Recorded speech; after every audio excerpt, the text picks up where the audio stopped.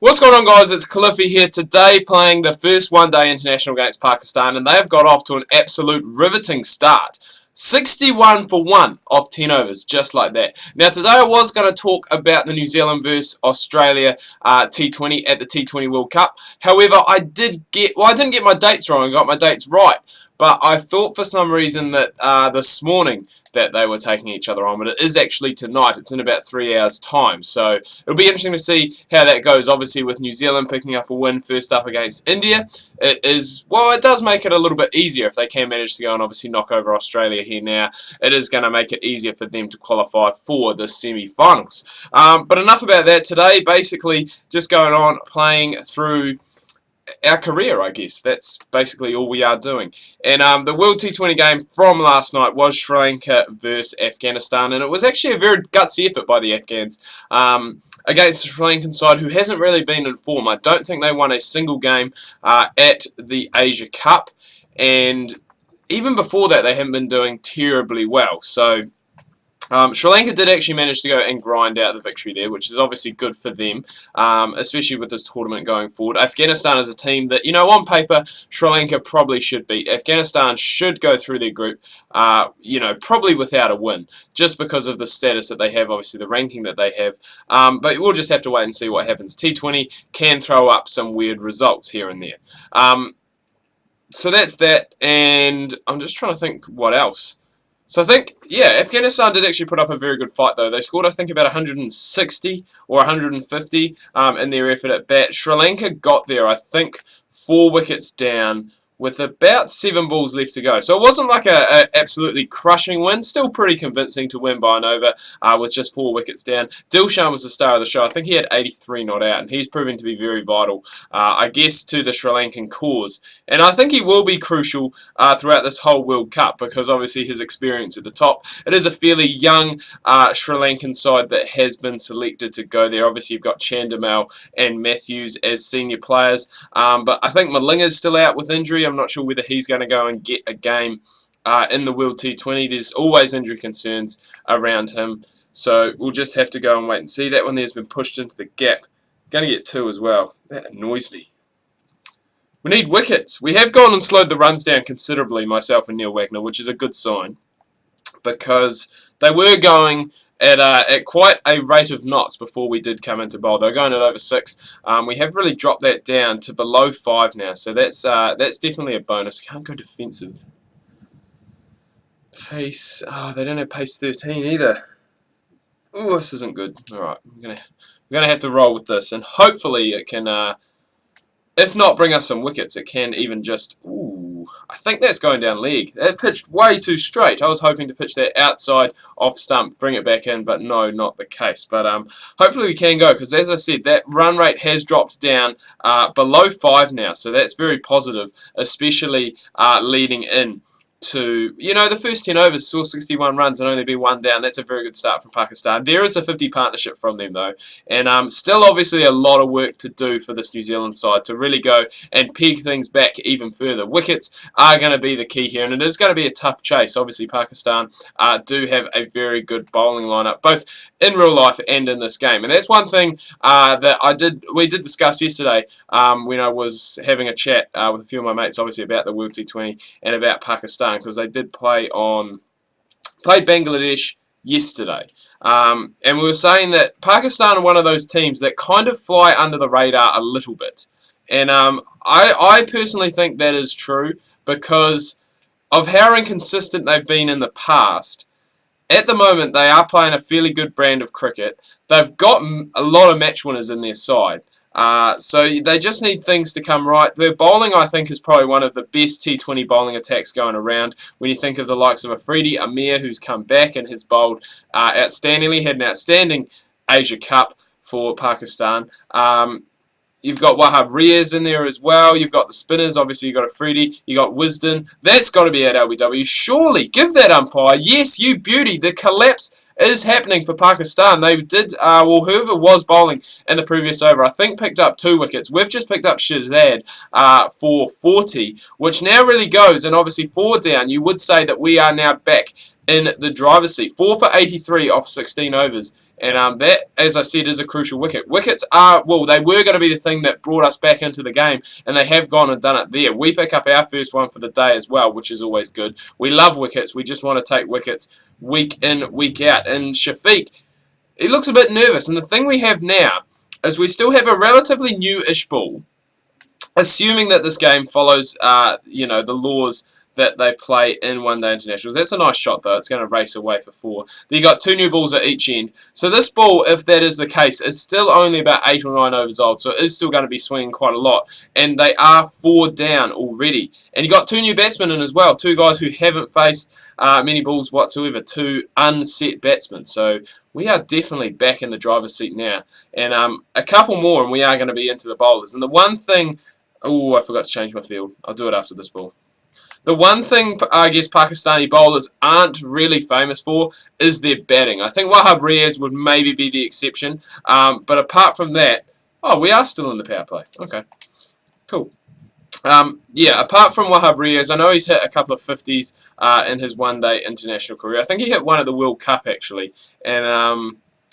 apart from that, once you get through him, and once you get through Afridi, wherever he's batting, there's not too much after that. And that's somewhere that you can, as a bowling side, really try and capitalise on. That when you get down to 8, even 8, 9, 10 and 11, more so the latter 3, that you can potentially pick them up quite cheaply, especially if they are all in at the same time. If you don't have a set batsman down the other end who is farming the strike, hogging the strike, it can make it easy to wrap up an innings fairly quickly, which today we're kind of hoping is going to happen. Obviously after this, we've got the wicket keeper. Crap, I can't think of the wicket keeper's name. Sarfaraz Ahmed, that's his name. Couldn't think of his name. Just could not think of it for the life of me. So obviously after Sarfaraz, there isn't really too much that this Pakistani side does have in one-day international. So we're hoping to go and knock over one of these 2. Fingers crossed within, I was going to say 20 overs, but they have gone and put on a nice wee partnership so far. So it's been brought back to us to really go and try and bring it back. Fielding restrictions are over now as well, so we can really adjust this field, go a little bit more defensive, especially with what we have at the moment. That's going down leg again, but worth an appeal. You know, you may get something. They may have used their review already. Not worth us wasting a review on that one there. It is pretty obvious that it was going down to miss leg, and that's not what you want to do. If you're bowling in swingers like I am bowling here today, you do not want to be already on the pads. It is only going to cost us 3, not 4. So that 1 run may be crucial. It could be very crucial. We just have to wait and see what happens. But yeah, we really want that breakthrough sooner rather than later. If we can get it, as I said, it is going to put Pakistan in a lot of trouble. The run rate for them really has slowed down again from where it was. Remember, 61 for 1 after 10 overs. It is now down below 5, which, you know, really is the aim. We really want to go and try and keep that down, and that's what we have done. I think we're into about our 5th or 6th over, and we've only gone for 14 runs. So we've done our part, and it is now really up to the guys down the other end to be the aggressive bowlers. And I've gone over this time and time again in my videos. Be the aggressive bowlers, and obviously the batsmen are going to have to be a little bit more aggressive against them because they aren't scoring runs from the other end, and that can lead to errors of judgment. It can lead to wickets. So we're hoping that that is going to be the case. I'm not too sure how many we have bowled actually, but we must be getting close, I'd say, to the end of our spell. I think I couldn't even see that. I went to look at that, but I'm probably still a bit too tired, and we can't be in another power play, surely. I set that for all batsmen, and there hasn't been a new batsman in, so I'm not sure what's happened there, but see, there we go. If you want to get it on the pads, you want to get it about there. Still on about middle and off, even though that's not really on the pads, but that way they can get it fine enough that it will go to that short, fine leg. So the swing just doesn't seem to be there. There's just not enough swing for us at the moment, but hopefully that will go and come back. And as I said, we are coming towards the end of our spell as well, so pace may be down a little bit, the speed may be down a little bit, but we will go and get there. Fingers crossed we'll hopefully get there. 144, put that one up. I think that's what... there is a way on both. Yeah, I don't know what the button is for PC and Xbox One, but on PS3 and PS4, if you hold down the R1, it does change your speed. It does a bit of an effort ball, I guess you would say, and does go and raises your speed, whatever you want to say, up about 6 k's per hour. So it is a nice wee change of pace. That one there is obviously a little bit quicker, a little bit slower again, and it all depends on where you get it in the timing area as well. That does help too. But there's another over again, just one off it. So not really too much is happening. It is just good line and length stuff. Someone has gone and picked up that wicket. Now, that is what we wanted. We wanted Safaraz in, and that's what we have done. As I said, if we can get through one of these two now, it is going to open up a big hole in this Pakistani one-day international side. If we get rid of both, it'll be even better, because then we are going to be in with a huge chance, obviously, of going and rolling this side. Probably for under 200, I think, would be pretty comfortable in going and chasing, but we need to get there first, and I do have a feeling that these two could put on a good wee partnership. Safaraz is no mug with the bat, don't get me wrong. An incredible test batsman. I wouldn't say incredible test batsman, but a very good test batsman when it comes to playing aggressively. And he's kind of, I guess, a bit similar to Matt Pryor was, you know, all those, well, not all those years ago. Matt Pryor hasn't been not playing for that long.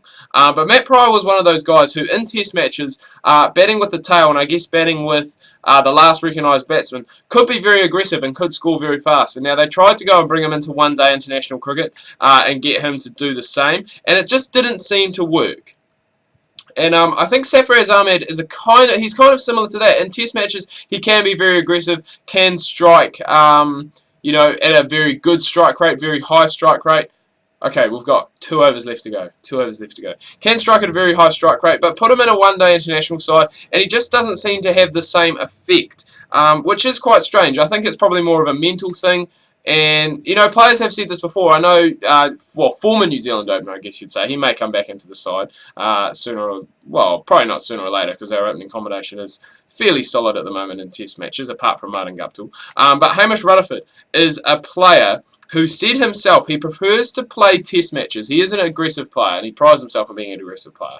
Prefers playing test matches and first-class matches because there are more holes in the field. Because obviously, when you play a test, bowling sides are going to have a slightly more aggressive field, which does mean there are more holes in the outfield. And I mean, he showed that on test debut. He scored 170-odd against England, and apart from that, his test career, he didn't really do anything whatsoever, and hence why he has been dropped.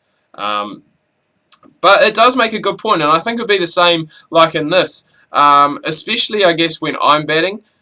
Probably playing in test matches and first-class games, I probably prefer, because the field does say, well, it stays a lot more aggressive, even if you are getting aggressive. Because I guess test matches and first-class matches is more about patience from both sides, from both the bowler and the batsman. And if you keep it in those right areas in test matches, sooner or later you probably are going to go and get a wicket. So it is, you know, it's a bit of a yin and a yang. It's a bit of a, I wouldn't say stuck in a hard place, but, you know, if you keep it there, odds are you probably will, if you keep it in the right areas. I mean, Glenn McGrath is a perfect example of this. If you keep it in the right areas, eventually you will go and pick up wickets. Sooner or later, you will knock someone over. You will get a little feather behind. You will get an LBW decision go your way. Sooner or later, it is going to happen. There's a 200 up for Pakistan as well. So we've done pretty well. This is what I kind of predicted. I predicted if we did go and get through, you know, that middle and lower order, that we would be able to go and kind of expose the Pakistan tail, which is what we have done to effect here. We haven't been able to go and wrap it up just yet. And we're coming to the end of our final over, which once is done and dusted, we are going to wrap things up. Won't have time for the batting once again today. Bring on some T20 cricket where we can go and do both. 4 overs of bowling and then some batting as well. It's just a great combination. But this is our final ball. So if we don't get a wicket, there we go. So blocks it out. So 1 for 25 off our 10 overs. Again, fairly good economy rate. Just the 2.5 runs per over. Just the 1 wicket. It was at a crucial time, obviously. Shazad for 40. And that is, as I said, all we have time for. So anyway, guys, I'm going to wrap things up here. Do hope you've enjoyed this video. If you have, please remember to leave a like. If you are new, please do subscribe.